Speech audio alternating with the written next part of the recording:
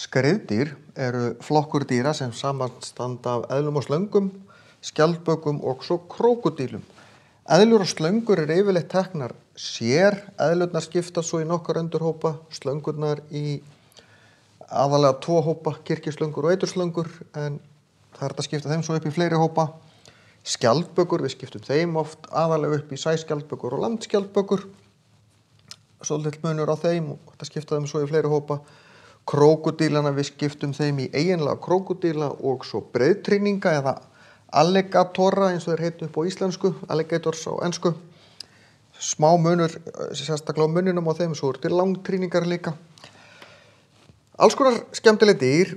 Það sem einkennir þessi dýr er þau stjórna ekki líkamshita sínum, hann sveiflast með umhverfinu, fjölga sér með því að kvendýrin verpa eggjum sem að þau eru vatnseld, þannig að þau þurfa ekki að vera í vatni eins og hjá froskdýrunum, geta verið bara grafa þau yfirleitt, oft í sand, en þau þurfa að grafa eggin á réttu dýpi, því ef þau fara á djúpt þá er það kalt, ef það er of grunnt þá er hætt á eitthvað étu þau, jafnvel líka hætt á að verða of heitt, þessi dýr lifa oft í heitum löndum, og svo skríða ungarnir út og það er sjaldgæft að dýrin passa eitthvað upp á eggin eða ungana. Það er þó til eins og hjá krókódílum.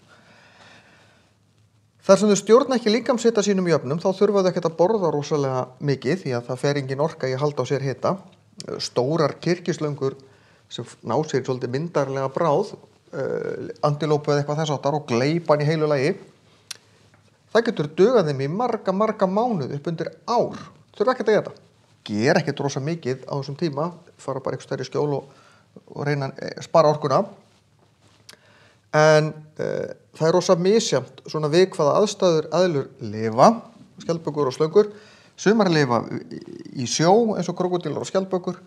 Það er bara ein eðlutegund sem lifir í sjó eða við sjó og fer í sjó. Það eru sækjambur á Galapagos.